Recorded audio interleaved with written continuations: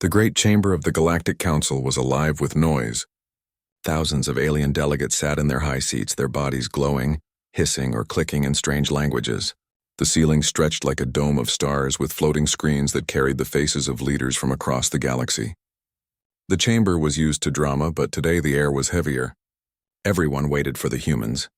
It had been only 30 years since Earth joined the interstellar community. At first, no one cared about them. They were late to spaceflight, still recovering from wars and chaos on their own planet.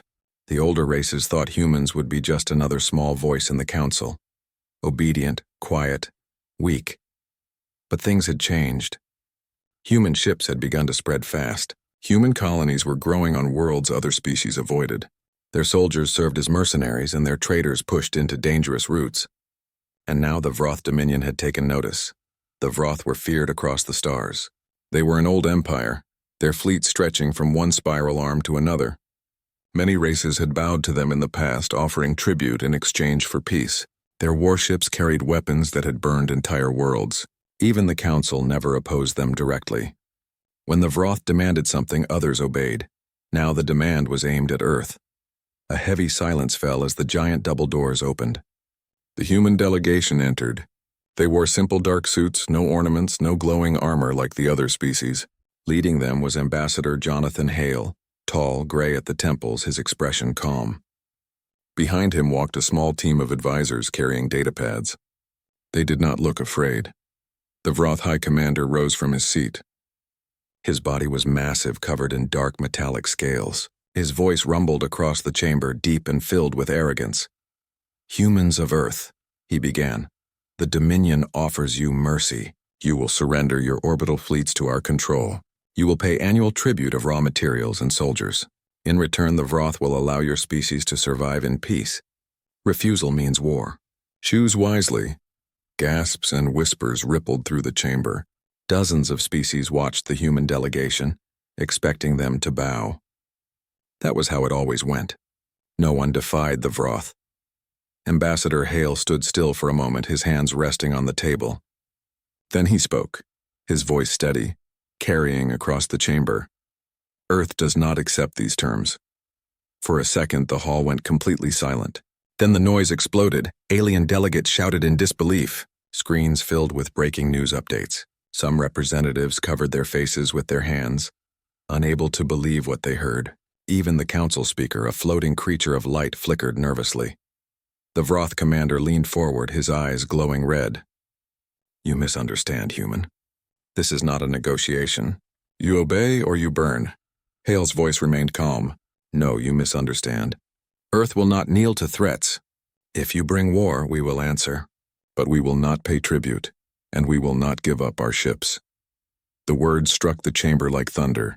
An insectoid delegate clicked her mandibles in horror. "They are mad." "Do they not know what happens to those who defy the Vroth?" A reptilian representative hissed to his neighbor. "The humans are reckless. Their world will be ash in weeks." Others whispered about fleeing human trade routes, cutting alliances, preparing for collapse. But in the human section, no one moved. Their faces were steady, their eyes sharp. They had already made their choice long before entering this chamber. The council speaker floated higher, glowing with nervous light. "Ambassador Hale, perhaps you wish to reconsider? The Dominion has destroyed dozens of species before. We cannot protect Earth if war comes." Hale looked up at the glowing speaker. "We understand the risk, but humanity does not surrender its freedom. Not now, not ever." The room fell into chaos again. Some shouted warnings. Others sent messages back to their governments. Across the galaxy, news streams began running the same headline: "Humans refuse Vroth demands." "War certain." The Vroth commander slammed his clawed fist onto the table, cracking the surface. His voice roared like thunder. "Then your extinction is sealed. Your worlds will burn. Your fleets will shatter. You have brought this upon yourselves." Hale did not flinch. He only replied with quiet words that carried across the hall. "We've heard such threats before. They never end well, for the ones who make them." The Vroth roared in rage, his body glowing with heat as his guards moved closer. But the council speaker flickered urgently, ordering them to stand down. Violence inside the chamber was forbidden. The humans turned and calmly walked out of the hall, their footsteps echoing. As they left, alien delegates stared at them with a mixture of shock, fear, and for a few, a strange spark of admiration. No one had ever seen such defiance. When the humans were gone, the council chamber erupted again. Some delegates screamed that Earth must be expelled immediately. Others whispered that perhaps the Vroth were not as invincible as they claimed. But panic spread faster than hope. Across the galaxy, merchants canceled contracts with human colonies. Border systems prepared for war spillover. The smaller species trembled, afraid of being crushed in the coming storm.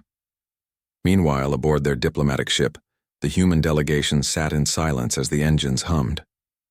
One young advisor finally spoke, his voice uncertain. "Ambassador, do you think we can really fight them? The Vroth are massive. No one has ever beaten them." Jonathan Hale looked out the window at the stars. His face was calm, but his eyes burned with quiet fire. "They think we're weak," he said. "They think we're like the others. They have no idea what's waiting for them. Humanity never wanted war, but if it comes..." He paused, then finished firmly. "We won't break, and we won't be alone." Far away in the shadows of deep space, human fleets were already mobilizing. Factories worked day and night. Soldiers trained, pilots sharpened their skills. Engineers prepared weapons never revealed to the Council. The galaxy thought Earth had just signed its death sentence. But humanity knew the truth. They had just lit the fire that would change everything. News traveled faster than ships. The galactic net carried words across systems in seconds. And within hours of the Council meeting, every world, every station, and every colony knew the truth. Humans had refused. The headlines filled every screen. Earth rejects Vroth ultimatum. War inevitable, Vroth promise extinction. Are humans reckless or suicidal? The galaxy had seen wars before. Entire civilizations had vanished under the iron claws of the Vroth dominion. No one had ever said no to them. Not openly, not so directly. Smaller races always surrendered, paid tribute, and lived as shadows under the dominion. That was survival. That was the way. But humans had broken the pattern, and the galaxy did not know what to do with it. Alien Panicon, the trading world of Velnor, merchant guild leaders gathered in a grand crystal hall. They shouted over one another, their many-colored limbs trembling. "We must cancel all shipments to human colonies at once," one shouted, his voice like grinding stone. "If the Vroth attack, those routes will be death traps." Another slammed his tail against the floor. "Our contracts. Humans promised raw ores and food supplies. If we break agreements, we lose profit. Profit is nothing if we lose ships. No sane trader will cross into Sol space now." The guilds voted within an hour. Every trade line to human territory was suspended. Prices spiked across colonies. Human markets suddenly found themselves cut off from food, medicine, and luxuries. On distant farming moons, alien farmers whispered in fear. "The Vroth will come. The humans will be crushed, and then the Dominion will expand again. We must hide." On neutral worlds, young students crowded around holoscreens watching replay after replay of the human ambassador standing calm against the Vroth commander. Some were horrified. Some were amazed. A few even cheered in secret. But most of the galaxy was afraid. The Vroth's wrath inside. The throne world of the Vroth Dominion. The High Commander stood before his war council. His body glowed with inner heat, his claws scraping against the metal floor. "Mobilize the fleets," he ordered. "All sectors will contribute. We will crush this Earth before it spreads further." Dozens of commanders roared in approval. Maps of the Sol system filled the chamber. Earth, Mars, the colonies on Luna, the mining bases around Jupiter. Red symbols marked them all as targets. "We will make an example of them," one commander hissed, "so that no race ever dares say no again." The order was given. Across hundreds of worlds, Vroth shipyards awakened. War engines rolled out of forges. Crews were called from every corner of the Dominion. The invasion of Earth would be the largest campaign in centuries. The Council's debate back in the Galactic Council chamber. Panic filled every meeting. Delegates argued for days. "The humans have endangered us all," a thin aquatic being cried. "The Vroth's wrath will not stop at Earth. War will spread across borders. Refugees will flood our systems. We must pressure Earth to surrender before it is too late." A winged delegate shook his head. "And if they refuse again? The humans are stubborn. They will never kneel. Then they will be destroyed." The aquatic snapped. Others were not so certain. The insectoid Cathar, whose people had suffered under Vroth rule for centuries, clicked his mandibles thoughtfully. Perhaps it is good someone defies them. The Vroth have grown too arrogant. His neighbor hissed in shock. You would gamble with our lives? The humans will only bring ruin. The council speaker glowed dim, trying to keep order. This is beyond us. The Dominion has chosen war. We can only watch. And so the council fell into fear and silence. Humanity prepares an Earth. The mood was different. Yes. Markets shook. Yes, panic touched some hearts. But for most, the words of Ambassador Hale spread like fire. We will not kneel. Factories roared back to life. Across America, Europe, Asia, Africa, and the colonies, industries shifted to military production. Old rivalries were set aside. On Mars, shipyards doubled their work shifts. Workers sang songs of defiance as they welded armor plates onto new warships. In orbit around Earth, massive orbital railguns were completed. Their barrels pointed toward the dark void. The public called them sky spears. Young men and women lined up at recruitment stations, not with fear, but with determination. They remembered Earth's history, centuries of wars, of hardship, of never giving up. Now they would carry that same spirit to the stars. General Marcus Kane, head of Earth's Defense Command, stood in a steel hangar as rows of soldiers saluted him. His voice boomed. The Vroth think we are weak. They think we are afraid. But humanity does not run. Humanity does not bow. Remember this. We fight not just for Earth, but for every world that dreams of freedom. The soldiers roared in answer, their voices echoing across the hangar. The galaxy watches, meanwhile, across the stars. Alien eyes watched every broadcast. On a small moon in the Talari sector, a group of young rebels huddled in secret. They watched recordings of human speeches, their hearts pounding. Did you hear that? One whispered. They said no. They stood against the Vroth. Are you suggesting we copy them? Another asked in disbelief. That's suicide. Maybe, or maybe it's hope. If humans can resist, maybe we can too. Whispers like this spread quietly across oppressed worlds. Seeds of rebellion stirred in the dark. But on most planets, fear still ruled. The common belief was simple. Humanity would be destroyed. No one survived defying the Dominion. Alien media frenzy media channels went wild. Analysts debated endlessly. One alien commentator screeched on a broadcast, humans are reckless primitives. They fight like wild animals. They cannot stand against the Dominion's fleets. Another analyst replied calmly, perhaps, but history shows humans are unpredictable. Their wars are brutal, their tactics unorthodox. Underestimating them might be dangerous. The screen split with images. Vroth fleets gathering like storms. Human factories burning with light. Ambassadors arguing in the council. Audiences across the galaxy sat glued to their screens. Everyone waited for the first battle. Quiet confidence back aboard his diplomatic ship, Ambassador Hale watched the chaos unfold on the galactic net. His advisors were nervous. Ambassador, trade is collapsing. The council is turning against us. If the Vroth invade with their full strength, even our defenses may not hold. Hale nodded slowly. Yes, but the galaxy underestimates us. They see our youth, our small numbers, our late entry into the stars. They don't see our spirit. They don't understand what humanity does when cornered. He looked at the stars outside the viewport. The Vroth think they are preparing for war.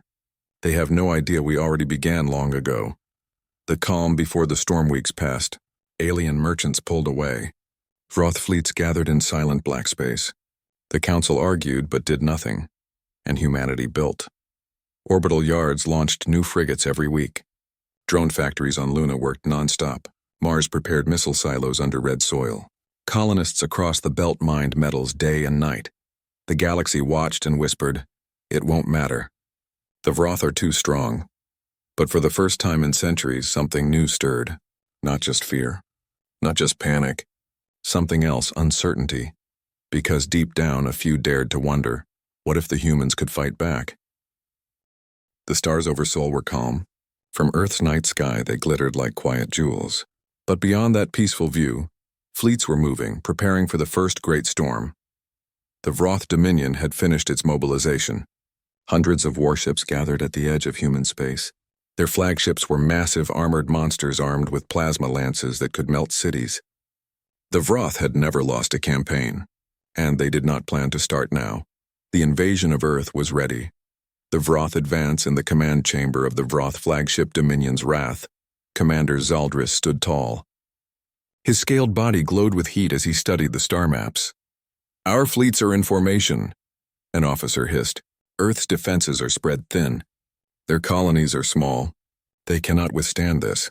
Zaldris bared his teeth. "Good. We will strike their outposts first, destroy their colonies, then move to their homeworld. Within weeks, humanity will kneel or burn." The order was given. The fleets moved. Like a tide of black steel, the Vroth armada swept into Sol space.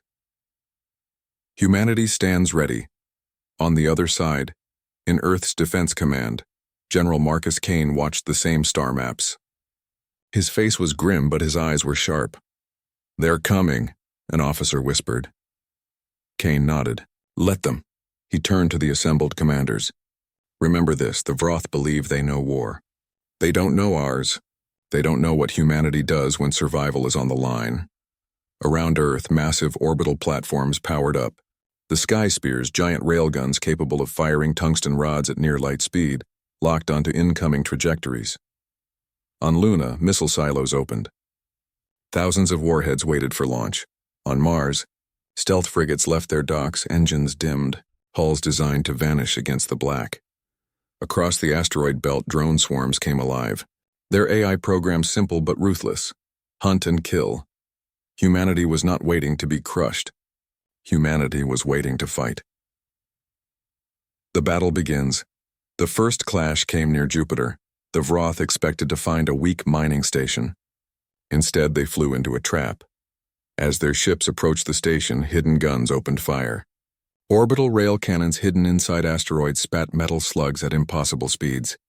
Vroth cruisers exploded in seconds, torn apart before they knew what was happening. Then the drones came. Thousands of small, fast machines swarmed the Vroth fleet like angry insects.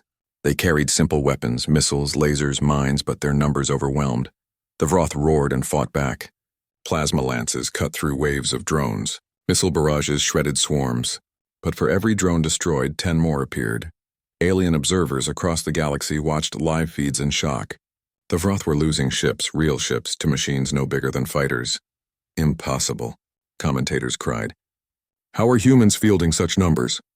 The Vroth finally destroyed the Jupiter station, but the cost was heavy. Dozens of ships were lost. Hundreds damaged. The Armada pressed on, but their confidence was shaken. Earth's defiance. The second clash came near Mars.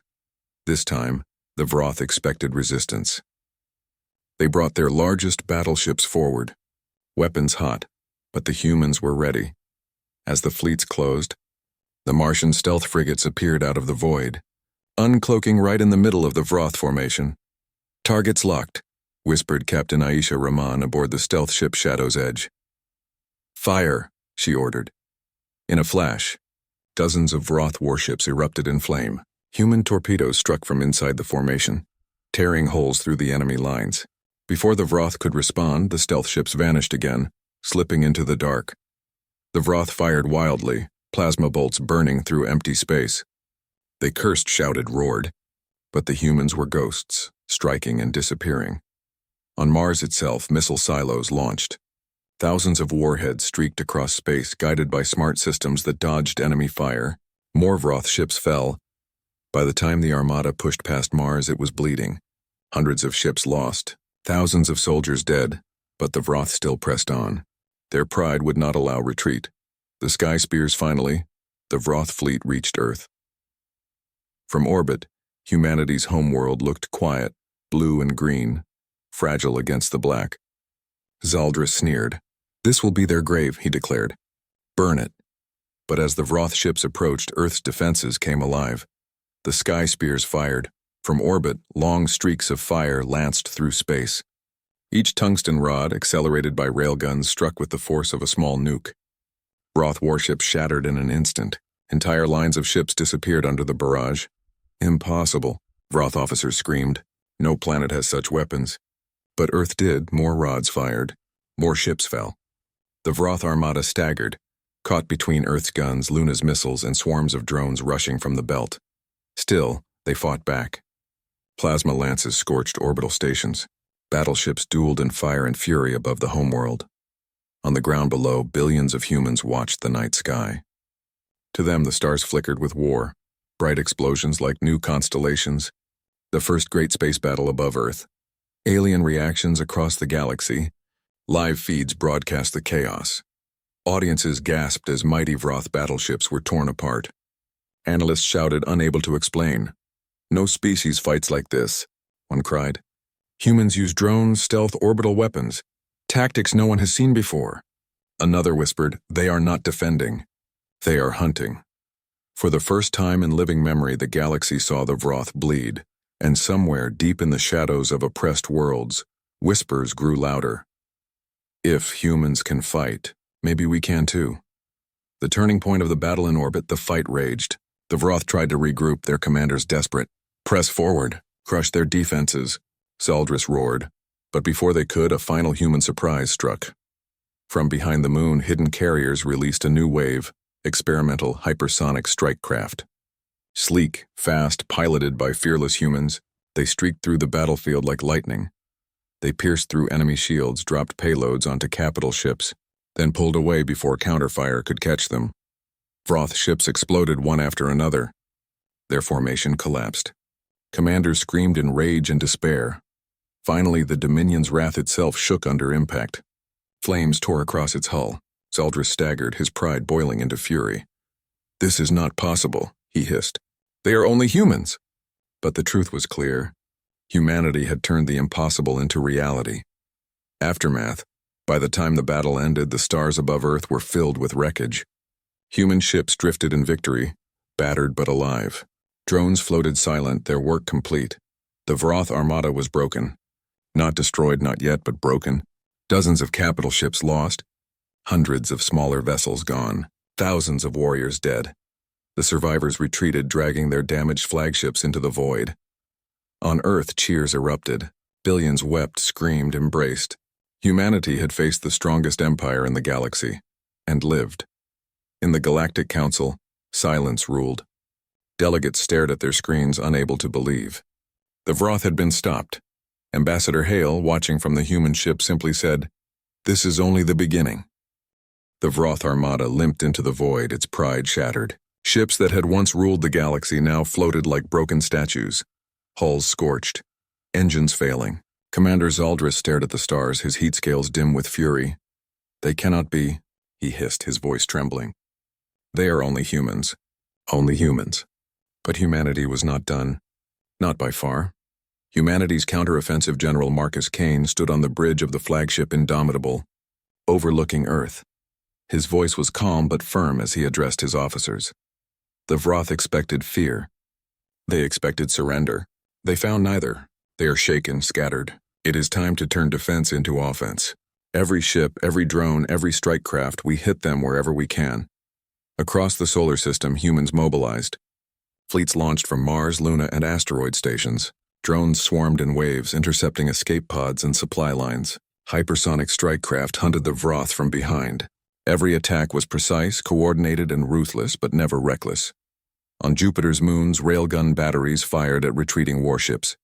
In the asteroid belt, mining colonies transformed into hidden bases, dropping missiles on unsuspecting cruisers. The galaxy watched in disbelief. Humans were not just defending, they were pushing back. Vroth panic. The Vroth Dominion, once unstoppable, now staggered. In their shattered fleet, commanders argued bitterly. "We must retreat," one screamed. "Earth is strong. Our fleets cannot sustain this. Retreat is weakness," another hissed. "We have never lost. The humans will pay." Saldris glared, scales burning. "Both are true, retreat, but only to fight another day. We cannot let them see our full fear." Even so, rumors spread through the Dominion. Humans were dangerous, unpredictable, and merciless. Whispers among soldiers carried dread. Many had faced smaller species before, defeated them easily, and yet here, humans had humiliated the Vroth in open battle. Panic was beginning to ripple across the Vroth ranks. Revolts across the galaxy, humans were not the only ones watching. Across the stars, oppressed species took note. On a mining colony controlled by the Vroth, insectoid Cathar workers whispered as they watched live feeds. "Humans fight. They destroy the Vroth. Maybe we can fight too. In hidden corners of the galaxy, rebellion sparked. Ships long forced into servitude turned against their masters. Colonies rose up. Systems once under strict Dominion control declared independence. The age of fear enforced by the Vroth began to crack. And humans were the spark. Strategic brilliance. Human tactics were not random chaos, they were brilliant strategy. Captain Aisha Rahman of the Shadow's Edge coordinated multiple stealth squadrons. She struck supply convoys, then vanished, leaving the Vroth scrambling to find the invisible enemy. Admiral Li Chen commanded a fleet from Jupiter orbit.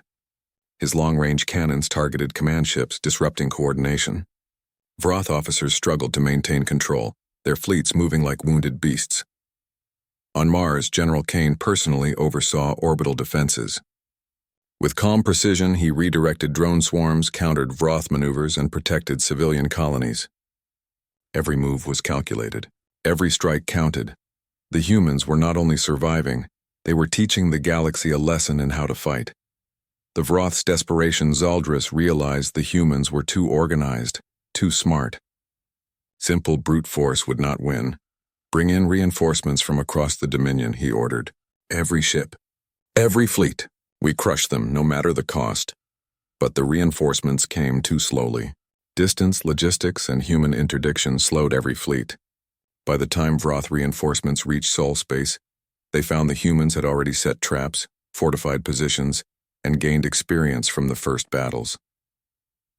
Zaldris's fury grew. For the first time in centuries, he tasted true fear, not for his life, but for his empire's survival. Civilian morale and global unity back on Earth, civilians watched the news. Millions had gathered in cities, towns, and colonies to witness the fight. Fear existed, but it was tempered by pride. Humanity was fighting back. Humanity was winning. Workers in factories cheered as new ships left docks. Soldiers on training fields ran drills with renewed vigor. Families on Earth built shelters not from despair, but from determination to survive and resist. Even alien observers aboard neutral planets began whispering, "The humans, they are different. They fight not for conquest, not for glory, but for survival. For freedom." Humanity's spirit spread beyond war. It was inspiration. The tide turns weeks passed. Battles continued across the solar system. Vroth supply lines were cut. Fleets were damaged. Colonies were reinforced by human forces. Every failed Vroth attack added pressure. In the outer belt, human drones intercepted an entire fleet heading toward Earth. Using tactics no alien had imagined, humans trapped enemy ships in a narrow asteroid field, turning the terrain into a weapon. Mines hidden among rocks detonated with perfect timing, destroying dozens of Vroth warships. At the same time, human strike craft executed precision attacks on command vessels, forcing Vroth ships to retreat. Every move by humanity forced the Vroth to adapt, and panic began to grow in their ranks. Even Zaldris admitted privately that his fleet might not survive another month. Council observes in awe the Galactic Council had been silent since the first battle. Now they watched carefully as human fleets pushed the Vroth back, system by system. Delegates whispered among themselves, "The humans, they are winning. How? They are so few. They are remarkable, unpredictable, terrifying." Fear of the Vroth began to fade. Some smaller species dared to contact humans secretly, offering support, supplies, and intelligence. Humanity's defiance inspired allies long too afraid to act. The tide of war had shifted. What had begun as a desperate defense was now a counteroffensive. Humanity's leadership, General Kane, convened a council aboard the Indomitable. Senior officers discussed strategy. "We cannot let them regroup," Kane said firmly. "We push further, but carefully. Every victory must be precise. Every risk calculated. We cannot waste lives needlessly." Captain Rahman added, "They will adapt, try to bait us into traps. But we know their tendencies. We strike where they are weak." Across all human forces, discipline, intelligence, and courage drove operations. They fought not for glory, but for survival, and the galaxy watched in awe. Zaldris's dilemma in the Vroth command ship. Zaldris roared in frustration. His fleets were bleeding, his officers fearful, and yet humans continued to hold the advantage. "They are fearless," he growled. "They adapt. They strike from nowhere. They do not flee. They do not beg. What What are these creatures? A senior officer answered cautiously. They are humans, sir. But more than that, they are unpredictable, united, and relentless, perhaps stronger than we thought. Zaldris's claws trembled. Pride battled fear, and for the first time, doubt entered the heart of the Vroth Dominion. Seeds of rebellion beyond Sol, the effect of human victories spread. Colonized planets saw cracks in Vroth control. Workers refused orders. Pilots mutinied. Entire sectors that had once obeyed now hesitated. Humans were not conquering worlds, they were inspiring them. The galaxy began to see a new possibility, freedom from fear. And in the quiet corners of space, alien fleets and colonies began making secret preparations. They were learning from humanity, watching tactics, noting discipline, and discovering courage they thought they had lost. A galaxy on edge. By the end of this chapter of war, the Vroth were no longer absolute. Their fleets were smaller, their morale shaken, and their pride shattered. Humans had turned what the galaxy assumed would be a massacre into a demonstration of strategy, courage, and resilience. Yet the fight was far from over. Zaldris was still alive, his fleet still capable of destruction, and humanity still outnumbered in sheer numbers of soldiers. But now the galaxy had begun to question the old order. The Vroth were no longer untouchable. Humanity had proven that spirit, intelligence, and unity could overcome size and power. The turning tide had arrived. The galaxy had changed. The Vroth Dominion, once the supreme power of countless stars, was fractured. Their fleet scattered, their pride shattered, and their command in chaos. Earth had survived. Humanity had survived. And they had done more than defend. They had reshaped the balance of power. After the turning tide on Earth, celebrations were restrained but full of meaning. Cities across continents lit up in honor of the victory. Families hugged in streets and parks. Children stared at the sky, amazed by the fleets they had watched in battle. The threat of extinction had passed for now. General Marcus Kane addressed a live broadcast, his face calm, his voice steady. "We did not fight for conquest," he said. "We did not fight for revenge. We fought because we must. Humanity survives because we stand together. We survive because we refuse to kneel." "The galaxy will remember this moment," civilians cheered. Soldiers and officers looked at one another with quiet pride. They had faced the impossible and emerged stronger. Vroth retreat and collapse across deep space. Commander Zaldris watched as what remained of his fleets limped toward distant sectors. Losses had been catastrophic, not only in ships but in morale. His soldiers whispered among themselves, "We are not invincible. Humans are different." Some Vroth systems rebelled outright. Governors abandoned their posts. Colonies formerly under tight Dominion control declared independence. The once feared empire, built on intimidation and fear, was now shaken to its core. Zaldris knew something had changed. He could continue the war, but the cost would be unimaginable. For the first time, the Vroth feared humanity, and perhaps other species might follow their lead. Humanity's principles, unlike previous conquerors, humanity did not seize worlds or enslave populations. They protected life when possible, evacuated civilians from combat zones, and reinforced colonies. The galaxy began to notice the difference. Alien media reported, "Stunned. Humans do not conquer, they defend. They fight, but they do not oppress. Their victories inspire, not terrify." In hidden sectors, oppressed species whispered hope. Cathar workers on distant moons smiled in secret. Smuggler pilots shared intelligence with humans. Across star systems, unlikely alliances began forming. Humanity's strength was no longer only in weapons, it was in principle. They fought for freedom, for survival, and for justice. And the galaxy saw that principle mattered. The Galactic Council reacts. The Galactic Council, once paralyzed by fear, began convening emergency sessions. Delegates debated what to do about humanity. Some demanded restraint. "They are dangerous. They fight like no other. We must control them." Others argued differently. "We should learn from them. They have shown courage, unity, and strategy. Their example inspires others. Perhaps this is the start of a new order." A few species quietly reached out to humans, offering alliances, technology, and cooperation. The seeds of galactic diplomacy based on respect, not fear, were sown. Rebuilding and innovation, Earth and its colonies did not stop at defense. They began rebuilding, upgrading, and expanding. New fleets were constructed with lessons from battle. Orbital stations became fortresses. Drones were upgraded with advanced AI. Hypersonic strike craft and stealth ships became mainstays of the human defense force. But even as they prepared for future threats, humanity focused on peace, exploration, and trade. They shared technologies cautiously with allies, improving lives without coercion. The galaxy began to see humans not as conquerors, but as leaders through example. The Vroth's new reality. For Zaldris and the Vroth, reality had shifted dramatically. They were no longer untouchable. Other species began to question centuries of domination. Some Vroth generals quietly admitted defeat. Others plotted revenge, but they now faced a universe that no longer bowed blindly. Fear alone would not ensure obedience. Humanity had demonstrated that courage, unity, and clever tactics could overcome even the mightiest empire. In private, Zaldris mused, "They are humans. They should not be this strong. But they are." Perhaps the galaxy has learned a new lesson. Strength is more than size or weapons. It is spirit, strategy, and courage. Humanity's vision ambassador Jonathan Hale addressed a crowd in orbit over Earth. Ships gleamed in the sunlight as billions watched. "The galaxy has feared for too long," he said. "We have seen domination, slavery, and fear spread across the stars.